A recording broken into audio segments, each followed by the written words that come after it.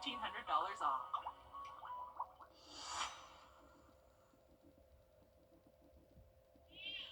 The First Alert Team, the best in Georgia. Parker's Kitchen is my new daily coffee stop. Gourmet beans are freshly ground for every cup. Get your own cup of great tasting, freshly brewed coffee at Parker's Kitchen. Live from Augusta, you're watching News 12 live at 5. Good evening, I'm Meredith Anderson. We have been seeing some clouds outside today. Riley, how long can we expect to see these clouds before we get any rain? Well, I think rain chance is definitely going to go up as we head into late tonight, especially early tomorrow morning, late in the week, in just about 10 minutes. All right, thanks, Riley. The Masters tournament is only 2 months away, and homeowners who rent their houses, they are trying to get ready. With damage from Hurricane Helene still needing repairs, many homeowners are doing everything they can to be able to rent out their homes. Your Wrdw spoke with a homeowner on where her home repairs are now. It's a site we've been showing you for months. Damage scattered all throughout the CSRA, as people hope we'll get back to normal soon. But with Masters right around the corner, homeowners are trying their hardest to have their houses ready on time. It's a long to-do list for homeowners and contractors. At a time when people are typically preparing for another source of income in our area, could now no longer be an option because of the extent of damage. It also typically gives families a good excuse to clean up their home, but now it's focused on repairs. The homes on this street and many others like it would typically be rented to patrons, but now they had to pick up and leave and are in rentals themselves. It's definitely a process, and I feel like I've gotten a little bit used to seeing, the blue tarps and everything, but I think it's going to take a while, and I certainly hope that all of the patrons that come for the Masters will understand, and they will give Augusta a little grace. And contractors tell me they've been busy since the storm hit, trying to help repair the city. We'll hear more about that on News 12 at 6 o'clock. In Augusta, Wrdw on your side. Thank you, Audrey. So much to do. Investigators are looking into possible fentanyl at Greenbrier High School. It was discovered when a white powder fell out of a rolled-up dollar bill in a classroom. The student says he found it at a gas station. A letter sent home to parents said initial tests showed the white powder could contain fentanyl. The school turned it over to Columbia County deputies for additional testing. There have been no reports of any reactions, but the school says they are taking precautions. With the Trump administration, a bill under consideration at the State House aims to make the internet a safer place for kids in South Carolina and teenagers, too. It would impact what your children can and cannot access online. Your South Carolina State House reporter Mary Green explains how.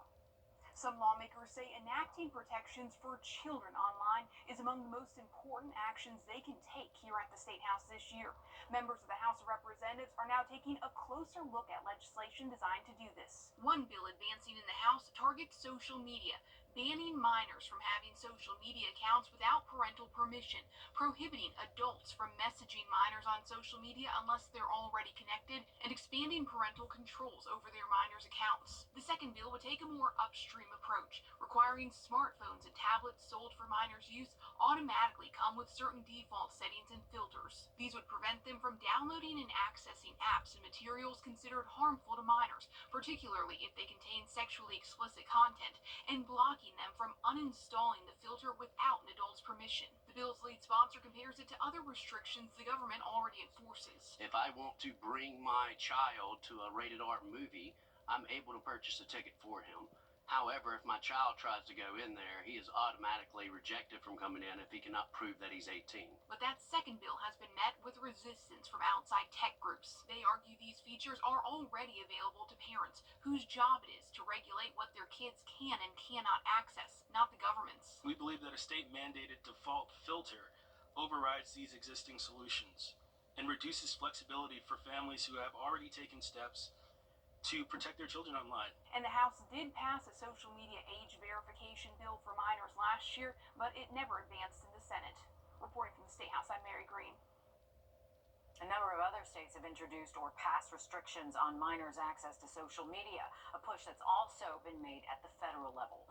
According to supporters, Utah is the only other state with legislation similar to that second bill concerning default settings. College basketball legend Dick Vitale returned to announcing after beating 4 types of cancer in 3 years.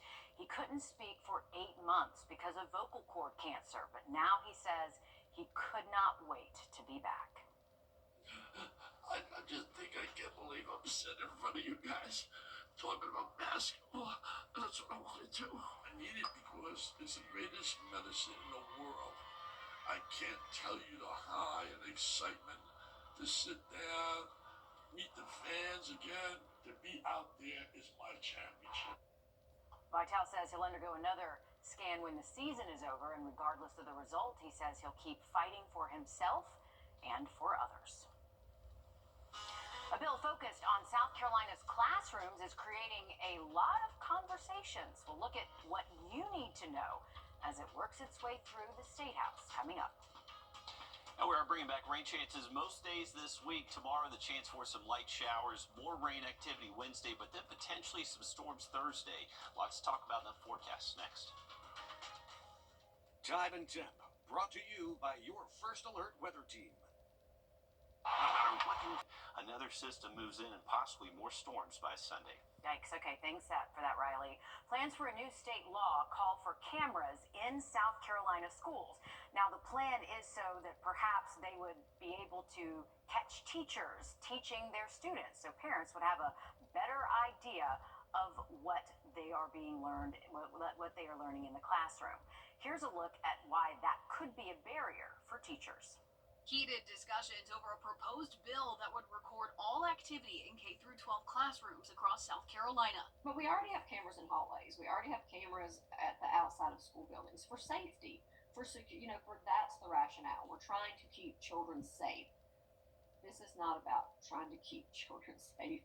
This is about trying to catch teachers doing something that's not happening. That's not the objective. The objective is to be able to ascertain if the teacher's not speeding or he or she is speeding, if they're teaching what they're supposed to be or they're not. The House bill states schools would be responsible for providing and maintaining the recording technology. The recordings would be held onto for at least 5 years, and anyone can request them through the Freedom of Information Act. So it's not an insurmountable task to have audio or video to do this and protect these kids. Author of the bill, Mike Burns of Greenville, says there needs to be more transparency in the classrooms, saying 98% of teachers are doing the right thing, but if your child falls in that 2%, parents have the right to know. CRT, you got all the DEI stuff, you got all the sexual gender stuff that's going on.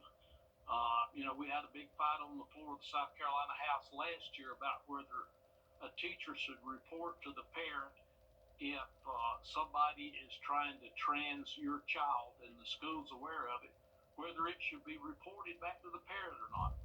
And so, I'm a pretty big advocate on parental rights in the classroom.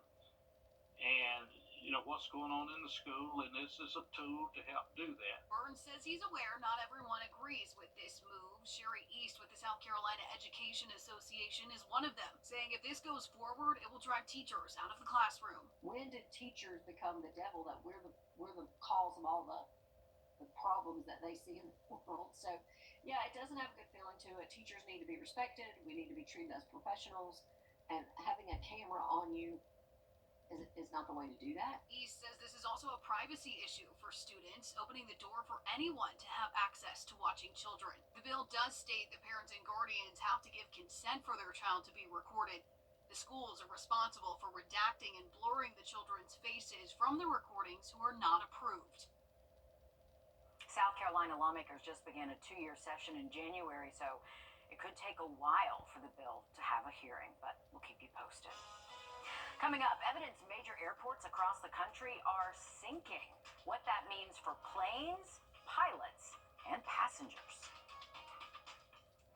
First Alert Radar, powered by Jim Hudson Automotive Group. Financing and our express delivery. Find us at QueenCityOnline.com. I look at her and I see my future. She is the promise that gives meaning to each new day. Her love holds us close and guides us. She is and always will be my everything. I celebrate her with a jeweler that I trust. And that's Windsor. Circle K's new free Inner Circle membership program makes filling up rewarding with everyday fuel discounts every fill up. Make life a little easier. Start saving on fuel now. Download the Circle K app and join today for free.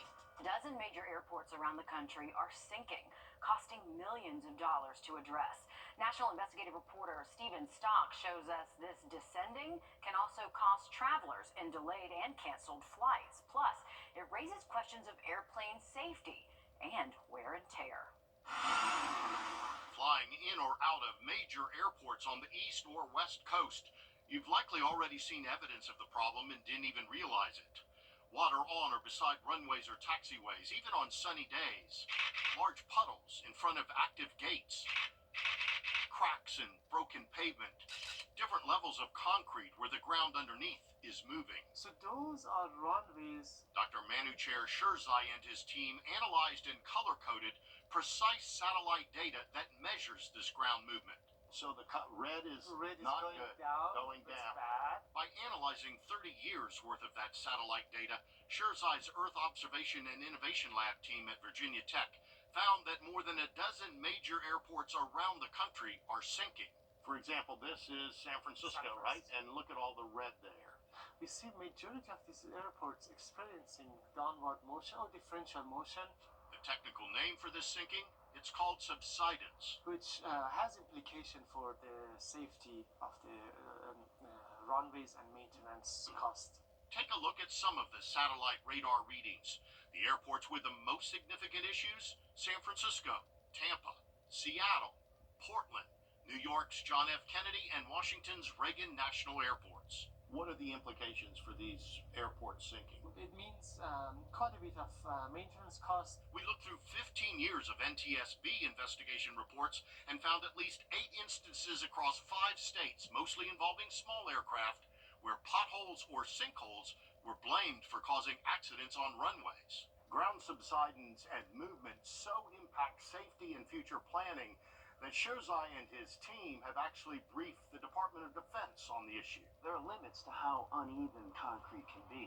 American Airlines Captain Dennis Tager is concerned that any sinking, cracking, flooding, or uneven pavement that comes along with subsidence might impact aircraft safety. While I'm landing or taking off at a very fast speed, is there an uneven point where I hit it? In fact, this study of airport runways shows that rough runways can damage and shorten the life of an aircraft. It can decrease stability and can even make commonly used aborted takeoffs and landings, called go-arounds, more dangerous. Your investigation has exposed to me just how serious this is. In fact, sinking airports have already had an impact. Hawaii's Kona International had to close and cancel 26 flights while workers repaired a crack and pothole that developed in the runway. New Orleans Armstrong International has spent about $500,000 fixing issues related to sinking there, though an airport spokesperson says that's to be expected. Yes, we have settlement. No, it's not a problem. San Francisco International has spent another $500,000 and has had to close portions of its runways for at least 90 days since 2016, resulting in at least 1,100 canceled flights and 13,000 delays. What concerns me the most is we're in unprecedented territory. Unprecedented, Tager says, because this uneven sinking now impacts so many airports all over the country, descending with consequences for the future of aviation. When our team asked the FAA about this, they sent us a statement that reads, in part, quoting here, the FAA is directing its resilience efforts more towards severe weather, sea level rise, and related risks that can be mitigated with infrastructure improvements at the airport. Land subsidence is a regional scale challenge that is beyond the FAA's purview. Some of the airports in this story responded to us, though, saying they regularly monitor their runways and pavement conditions for safety standards. You can read their full responses on investigatetv.com. Riley? Well, believe it or not, yesterday we actually tied a record high temperature of 81 degrees. The high temperature tomorrow, only 50, more than 30 degrees cooler. So big changes this week. Another quick look at the forecast just after the break. The 3-for-1. Trust Chief Meteorologist meteorologist Riley Hale for your first alert. Parker's Kitchen is my new daily coffee stop. Gourmet beans are freshly ground for every cup. Get your own cup of great tasting, freshly brewed coffee at Parker's Kitchen. Watching News 12 live at 5 continues. One of the nation's largest petroleum transporters wants to expand natural gas pipelines through our area. Kinder Morgan owns or operates nearly 80,000 miles of pipeline across the country. They transport fuel, chemicals, vegetable oils, and natural gas. Good evening, and thanks for choosing us. I'm Meredith Anderson. And I'm Will Rio. Kinder Morgan has been a controversial topic in our area for years. In 2014, the company was responsible for a gasoline spill that dumped at least 369,000 gallons of gas into the Savannah River. This was in Belton, close to Greenville. After that, the company was fined $1.5 million and spent another $17 million for required remediation efforts. Now, Kinder Morgan wants to expand through Washington, Glasscock, Jefferson, and Richmond counties. The red lines on your screen show where they want that expansion to happen. There is an open house meeting starting at 6 o'clock tonight in Jefferson County to give locals and stakeholders more information about all of this. Your Hallie Turner joins us live at 5, where that meeting will be held at the North Jefferson YMCA. Hallie, Kinder Morgan already has pipelines going through our area. Yeah, well, that's right. This pipeline will expand in the existing footprint, meaning if this happens, Kinder Morgan would build a second line next to an existing one. And leaders at Kinder Morgan tell me that they believe there is a growing need for natural gas in the southeast, or across the southeast as well. Their solution to keep up with that need is called South System 4. They say this would create a new pipeline lying next to the existing one. But Savannah River Keeper Tanya Bottatadova says this will only create more issues like environmental concerns now and down the road. She also worries what this means for landowners. I'm not sure how there's going to be a river left in Savannah with all of the different projects that are coming down the pipe, many of them with federal funding. What this is an expansion of our natural gas network in Georgia. We're looping a line that already exists. In other words, adding another pipeline next to an existing pipeline. Coming up all new tonight on News 12 at 6 o'clock, we look more into the proposed project timeline and how it would impact your property. All right, thanks, Hallie. And again, that meeting starts at 6 o'clock and goes until 8 if you do want to drop in. There's also a virtual meeting happening on March 4th as well. Kinder Morgan's history in the Southeast runs deep. All new on News 12 at 6 o'clock, your senior investigative reporter Liz Owens fills you in on the controversy surrounding the company that led to both Georgia and South Carolina passing laws to stop another project. To weather now as we check in with your first alert chief meteorologist. Georgia students and parents urging state lawmakers to invest more money in public schools, especially those schools in low-income areas. Your State House reporter Abby Kasouris explains. Education has been called the most powerful weapon, the key to success. We talked to parents today who were in tears, talking about their own children going to public schools. They say despite the investments made within their own communities by administrators and teachers, they want a true investment from the state to make sure that students have the best path for success. Almost like a survivor of the fittest, and my little girl didn't do good at first. Tears rolling down Cozy Walker's cheeks, remembering the struggle her children faced in public school in southeast Atlanta. Crowded classrooms, crumbling buildings, and no money to change it. They're giving us this, but we know we need this. Public schools receive nearly half of their funding from the state. The Quality Basic Education Act, known as QBE, uses a school's student-teacher ratio to calculate total funding. The formula was created 40 years ago. And I'm sure nobody here is driving a 1986 Camry or Volvo. I would like to think that as the times change, so do our approaches. Democrats calling the formula outdated, dropping bills in both the House and the Senate to add a program adding further weights for students in foster care and unstable household or who receive SNAP TANF benefits. They're looking to Republicans to help pass their bill. The biggest line item in our budget is QBE. House Education Chairman Chris Irwin opened to updating QBE in general, but says it could take years to get it right. Our socioeconomically challenged students need more support when they come into school. Thus, having a line item on the QBE for that is very important. 7 states have updated their school funding formula over the last 6 years, including Mississippi, Tennessee, and Maryland. Irwin says he'd like to look at those state models to figure out what may work best here in Georgia. In Atlanta, I'm Abby Kasouris. Thanks, Abby. Good news for boat owners across South Carolina. A new proposed bill could lessen your property taxes. If passed, the bill would provide a property tax exemption for 50% of the fair market value of the boat. Lawmakers say the Palmetto State is a top destination for boating and fishing, and this tax cut could help the state stay competitive. Coming up, new advancements in medicine could change the way we treat burns, and it's all thanks to doctors in South Carolina. We'll have that story and more next. Riley? Well, we saw a lot of spring-like heat last week. Now we're traded in for cooler and wetter conditions this week. We'll have that full forecast just after the break. Time and Temp, brought to you by your First Alert weather team. No matter what you think. 1 to 2 inches through Thursday. Luckily, beautiful weather for Friday if you have any Valentine's Day plans. But for the weekend, more rain on the way. All right, thanks for that, Riley. A new type of medicine could change how emergency officials respond to burn victims. The Medical University of South Carolina's Burn Center and the Zucker Institute have announced they're partnering with a Florida health manufacturer to develop advanced burn gels. Hannah Boschert explains how this could change the game. It will kill bacteria, but protect the body's normal cells.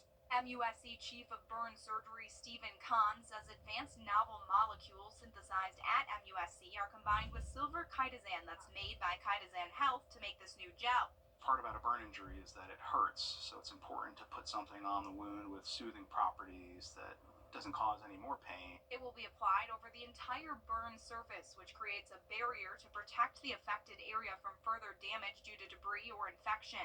Charleston Fire Department Battalion Chief Medical Coordinator Julie McCabe says it's most common for them to get called to incidents with pediatric burns. A lot of times when we get called from a 911 standpoint, they're severe burns. But right now, their protocol doesn't call for anything like this gel. We don't give any type of ointment or creams on any of our burns. It's keeping it as clean as we can, wrapping it in those clean dressings and getting them to the hospital. But Dr. Kahn says that could change. The goal would be to allow the gel to be utilized on patients in a variety of settings, whether in stores, hospitals, clinics, most importantly, in the scene for first responders, both civilian and military. Right now, they're in preclinical testing, which means they're not testing on humans. Dr. Kahn says they're looking at how it kills bacteria and how it interacts with cells and culture. This burn gel would be able to be used on all different types of burns, regardless of how the burn was sustained, whether it's a flame, a scald, or from a chemical, friction burn like road rash, and also first, second, and third degree burns. It's set to hit the market in 2026, and Dr. Kahn says that it won't just help with medical needs. The profits will also help the community and burn victims directly. It's all South Carolina companies, and all of it's going to be coming back to the local area. And we also plan to give a significant percentage of it to charities to support burn care and people who've suffered burn injury in their families. Apple has released a brand new app called Invites to send evites for special events and parties. I'm JV Tucker. Coming up, is it as good as another app of the day, Partyful? I'll help you decide. First Alert Radar, powered by Jim Hudson Automotive Group. You really don't need it. Interest rate financing, express delivery, and price match guaranteed. Why shop anywhere else? Find us at QueenCityOnline.com. After an accident, consider this. Insurance companies track the results of law firms. They know which ones ignore lowball offers and file lawsuits, and which ones have never seen the inside of a courtroom. If your lawyer has a reputation for settling cheap, what kind of offer do you think you'll get? I'm Austin Jackson. At my law firm, insurance companies respect us because we stand up for our clients. Injured? Call Austin Jackson, the Augusta guy. 706-724-7224. Our First First Alert commitment to you is the power of 5 meteorologists. All the tools, the latest technology, and the first team of 5 meteorologists. News 12's First Alert weather on your side. When you say It's not often that Apple releases a new iPhone app, but that just happened as the company unveiled Apple Invites. It lets us create beautiful Evites right from our phones. Your consumer tech reporter Jamie Tucker takes a closer look. any app that encourages people to get together in real life should be celebrated. And that's exactly what Apple's new Invites app does, allowing you to create and send unique, specially designed Evites for parties and events. And if you're an Apple account holder, it's easy to use. You'll need to download Apple Invites from the App Store, and then once in, the host creates the Evite by adding pertinent information about the event and then choosing the contacts they want to invite. They can add photos from the camera roll, choose a theme, or use Apple's new Image Playground to create unique images. I had mixed results, though, with Image Playground. And when you enter the location of the get-together, it shows up on a map, and they'll get directions and a forecast for the day.